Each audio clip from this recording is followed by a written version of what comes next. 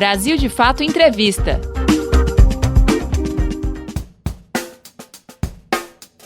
Olá, começa agora mais um Brasil de Fato Entrevista.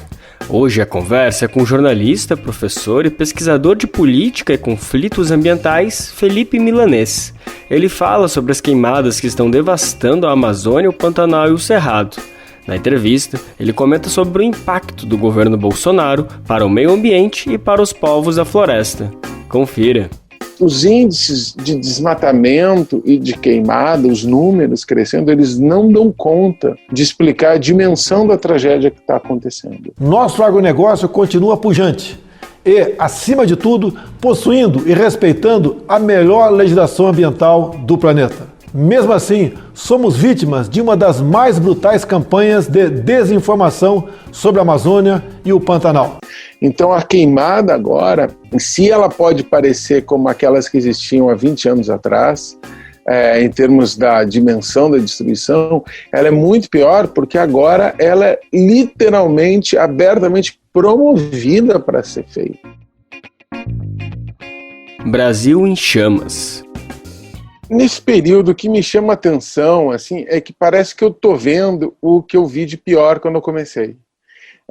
Quando eu trabalhei na FUNAI em 2006, eu tive uma vez em Rondônia, numa expedição, numa área de índios isolados, no sul de Rondônia, e eu não conseguia ver o céu.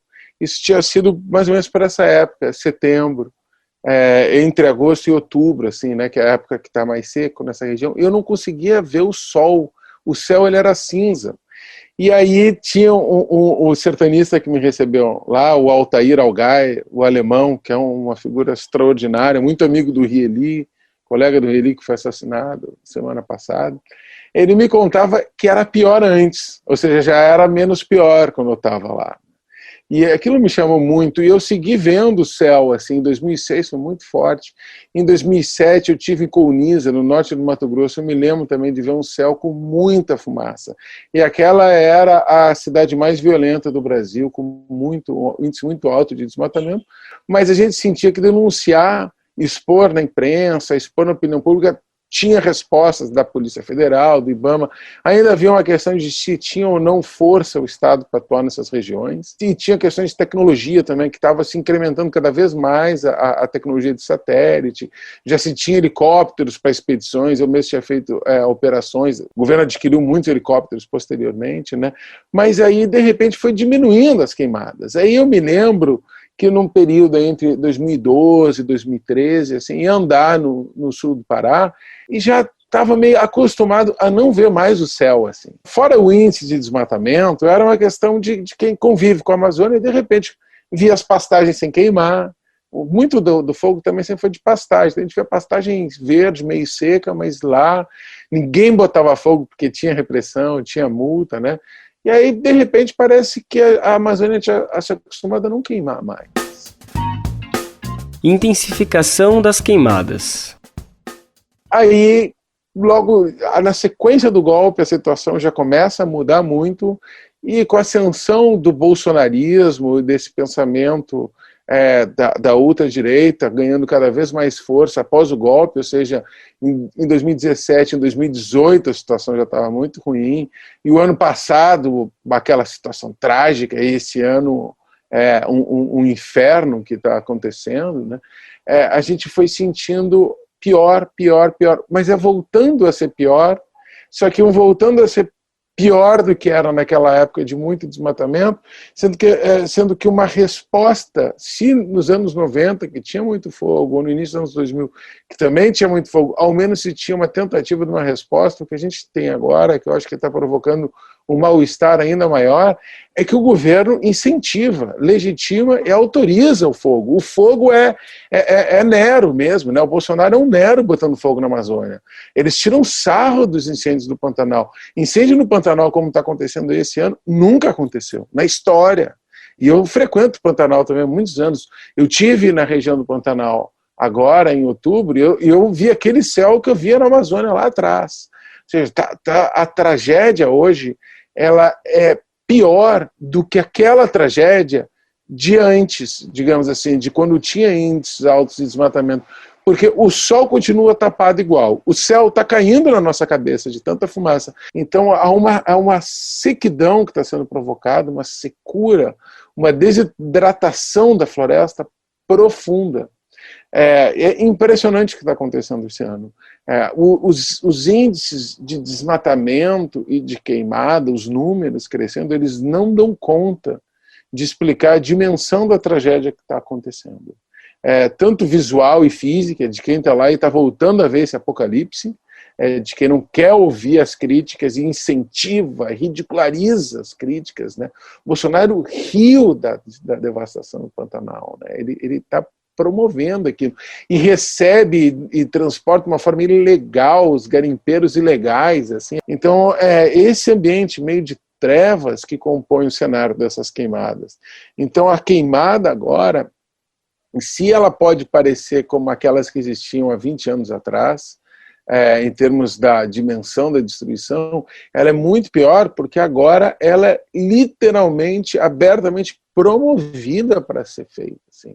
E não é com aquela mesma, digamos, inconsequência que existia aí até nos anos 80 também, tecnológicas, as pessoas não saberiam como usar, ou não tinham acesso às ferramentas, tipo tratores, tal, para limpar o pasto de outra forma. Agora é de sacanagem mesmo, é de maldade. Essa queimada é uma queimada perversa, ela sinaliza a perversão desse governo e a perversão desses assassinos que estão na Amazônia, que estão destruindo a Amazônia, que estão na Amazônia, que estão destruindo a Amazônia. Esses fazendeiros, os pistoleiros, é perversão, é chocante o nível de desfaçatez e um discurso de celebração da destruição, sabe? O fogo, ele é tipo... É como fogos de artifício, assim, não sei, ele tem uma alegria da perversão, né? Tem um vídeo que está circulando de um sujeito com um trator sorrindo, botando fogo numa pastagem que a gente vê no fundo da floresta, ou seja, a pastagem vai cercar a floresta, vai engolir aquela floresta, né? E ele com o gozo da destruição, assim. Isso é inédito. Nem na ditadura tinha esse gozo da destruição como está tendo agora. É uma situação trágica, muito trágica. Assim. E não é um problema do Brasil, né? É o mundo inteiro está sofrendo com que esses perversos que estão atuando no Brasil, muitos com grana internacional, com capital internacional, né, vende essa produção para fora, a soja para fora, o ouro para fora, e promovendo assim, a devastação. Você está acompanhando a conversa com o jornalista, professor e pesquisador de política e conflitos ambientais Felipe Milanês. Ele está falando sobre as queimadas que estão devastando a Amazônia, o Pantanal e o Cerrado.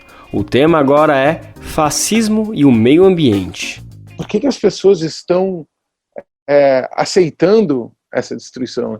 Eu acho que assim, tem esses grandes malfeitores, né, o Trump, o Bolsonaro, esses líderes dessa ultradireita do fascismo, tem quem ganha grana com isso e está nem aí para o resto, né? O que está na cabeça dessas pessoas é diferente do sujeito pobre que entra nessa onda também, né? Porque esse não está nem ganhando, né? Esse parece que está se suicidando, né? Que está se deixando levar, né? Mas eu acho que são questões diferentes, assim, né? Um é um negacionista que nega mesmo, ele não acredita em mudança climática, ele não acredita em nada disso, que se dane, como eles já falaram, né? Os promotores da saúde direita, eu acho que eles talvez acreditem em mudança climática, mas eles devem acreditar da emergência climática, mas eles devem acreditar que a tecnologia vai nos salvar, né? Os outros, os pobres, eles estão mais ligados, parece ser, a uma descrença, uma distopia mesmo, já que nada vai mudar, então parece que aceita que tudo seja destruído mesmo, e se contenta com viver dentro de uma opressão muito violenta, mas que ele consegue saber que tem alguém que ele pode oprimir, ao menos, também, né? Um pouco. Então ele consegue, eu estou sendo destruído, mas pelo menos eu consigo mobilizar o meu ódio contra alguém que pode dar uma satisfação pessoal, de prazer também, né? Essa é uma sensação de ódio que parece que ela se adapta em diferentes realidades, assim, né? O lixo branco americano, que se chama, né, os white trash, aqueles apoiadores do Trump extremamente racistas, xenófobos. Aqui também tem, o racismo funciona muito aqui no Brasil, tem esse tipo de perspectiva no Sul, na Amazônia é muito forte, né? Como eu sou gaúcho, né? Eu percebo muito entre os gaúchos isso, assim, né? Eu me distanciei muito da minha família gaúcha esse discurso de ódio, mas como é que esse gaúcho incorpora muito, gaúcho é até um sentido genérico no país, né? Esse sudestino, sulista, chegando no Pará, chegando no oeste da Bahia, chegando em Rondônia, querendo matar os índios lá em Rondônia, querendo matar os camponeses aqui no oeste da Bahia, no Mato Piba. É uma máquina de matar. Como é que essas pessoas estão reagindo dentro dessa máquina e sem consciência de que elas estão sendo assassinas, né? Eu considero um fascismo esse período que a gente está vivendo. Então há muita semelhança com a Alemanha dos anos 30, muita semelhança com a Itália dos anos 30, adaptado no contexto atual, evidentemente. Mas essas pessoas que têm um certo prazer com a morte. Então ver a onça morrendo, ver o jacaré morrendo, ver o preto morrendo, ver o índio morrendo, ver um branco morrendo que é classificado como comunista, esquerdista, enfim, alguma coisa que pode morrer, né?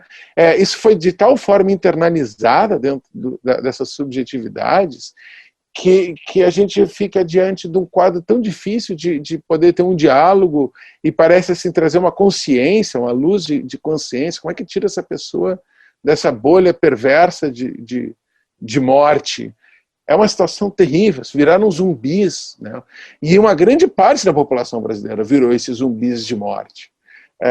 Que faz que a gente tenha uma situação muito difícil, porque não dá para a gente atribuir para os gringos nos salvarem.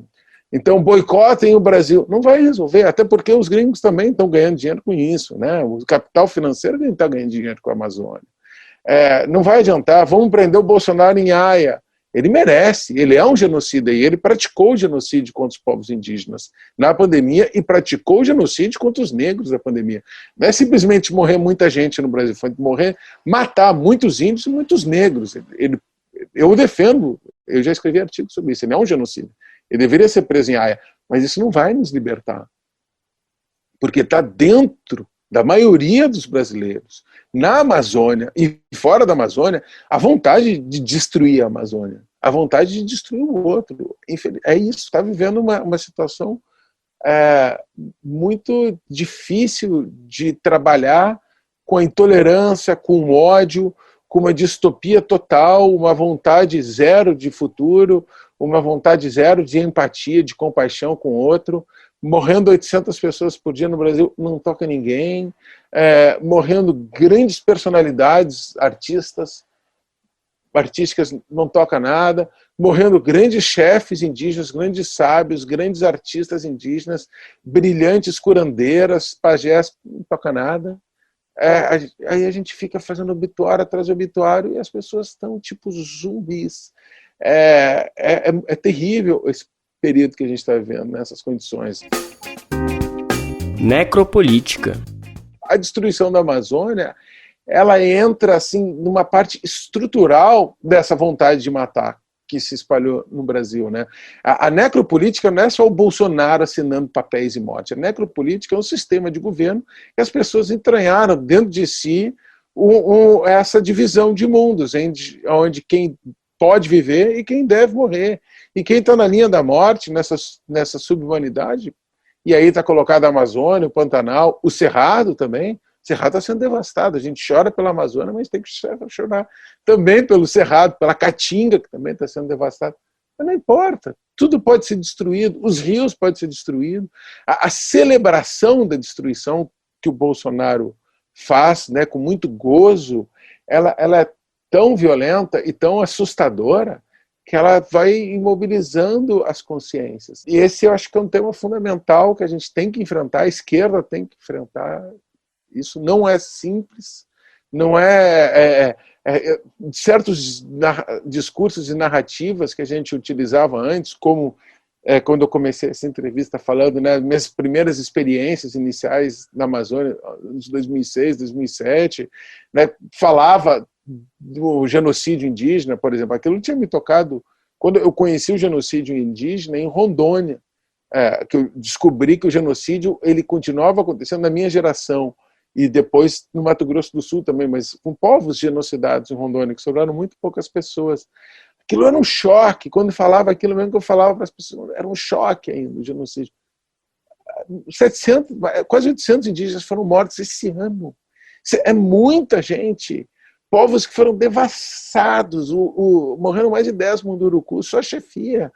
Os Assurini no Trocará, perto na região de Marabá, em Breu Branco, morreram 6 lideranças, os principais anciões do povo Assurini. É uma tragédia. Eu nunca consegui imaginar isso na minha vida, né? E estamos desensibilizados. A gente está desensibilizado da destruição da Amazônia, da destruição ecológica. Isso não faria sentido, digamos assim, naquele momento. A gente teria um outro discurso que provocaria uma empatia, uma reação. No fundo, digamos assim, eu acho que o que relaciona tudo, o Bolsonaro ao Trump, essa desensibilização, talvez seja um fato real da emergência climática, de uma possibilidade de destruição do planeta, das condições de vida mesmo, e a reação dessas pessoas foi, já que vai tudo destruir, eu quero o meu antes.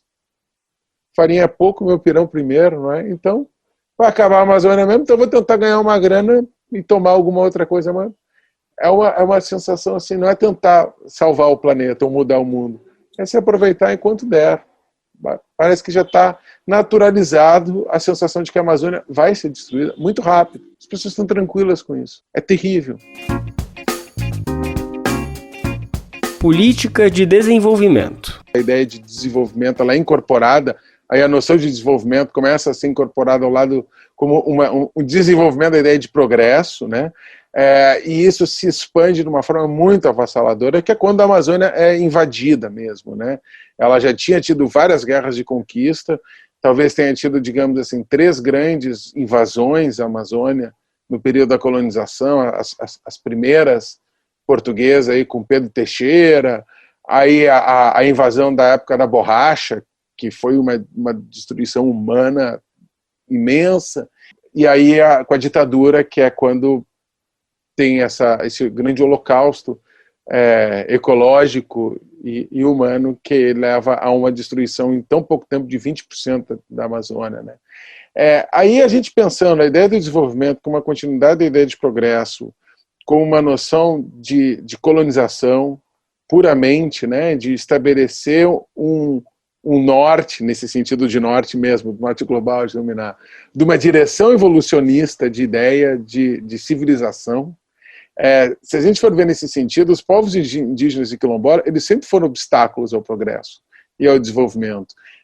Eu acho que por isso que eu sempre admirei eles também, porque isso mostra que eles sempre tiveram em guerra anti-conquista. Eles foram efetivamente obstáculos do desenvolvimento. E graças aos povos indígenas, que sobrou 80% da Amazônia ainda, eles foram obstáculos do progresso, do desenvolvimento, da destruição. Porque a ideia de desenvolvimento, ela carrega esse sentido puramente colonial. Genocídio. Isso era colocado numa situação racista e muito negativa para justificar a espoliação dessas pessoas, para justificar a ideia de uma outridade, né? Um othering aí, né? Uma alteridade negativa de que faz, então temos que eliminar os índios, temos que eliminar os negros, temos que eliminar esses outros que não compartem da comunhão nacional. Ou eles se tornam brancos brasileiros ou eles devem ser eliminados. A ditadura falava abertamente isso, né? De repente a gente vê o que está errado é o genocídio, não era o obstáculo que eles faziam. Que o obstáculo ao desenvolvimento é a defesa da vida, a vida em sentido bem mais amplo. Então, aprendendo com os indígenas e com os quilombolas, eu tenho a sorte de ter muitos amigos quilombolas e indígenas, hoje eu consigo perceber, enquanto um branco, pensando esse conhecimento, essa epistemologia que me cativou, que me seduziu, me informou, eu também sou um obstáculo ao desenvolvimento, vou lutar ao lado deles contra o desenvolvimento, para que a gente possa viver bem. Então, a política do Bolsonaro agora, que é de acelerar de uma forma ainda mais inescrupulosa, racista, colonialista, e pior nesses termos conceituais de conquista, puramente de conquista, promoção de extermínio, e dominar aquela terra e devastar aquela terra. O Mourão, ele honra os bandeirantes abertamente, mas em São Paulo o PSDB faz isso também. Mas assim, é uma conquista. A pandemia se encaixa dentro da ideia de conquista. O que eles fizeram? Nada, deixaram morrer. Por quê? Porque, bom, aí agora que passou, aproveitou essa oportunidade que eles chamam para passar a boiada, eles estão nadando sobre o espólio dos indígenas que perderam suas principais referências espirituais e políticas, em vários povos isso aconteceu, para tratorar, deixar tocar fogo. É muito mais fácil o fogo agora, por isso também, porque é um fogo de conquista, é um fogo que remete a essa violência brutal da formação desse grande cemitério que é o país, que é o Brasil. Povos da floresta. Nesse sentido, os povos indígenas e quilombolas sempre foram obstáculos para o desenvolvimento, sempre foram obstáculos do progresso. E isso é lindo, é maravilhoso. E toda a humanidade, todo o planeta tem que agradecer a eles, porque graças a eles a gente percebeu que isso era um erro, eles já vinham nos alertando há muito tempo. Graças a essa resistência quilombola indígena, que a luta pela terra se redinamizou, para se repensar como uma luta pela terra a partir de um território, né? Aí o MST no Pará se recria completamente, todo o MST no Brasil, né? Para se pensar a partir do Castanhal, a partir da floresta, da Amazônia, um outro campesinato da florestania, né? Como se inventou no Acre, Chico Mendes, né? Então é pensar uma outra relação. Chico Mendes lá atrás percebeu, não, peraí, a gente aprendeu com os índios que a gente tem que viver na floresta.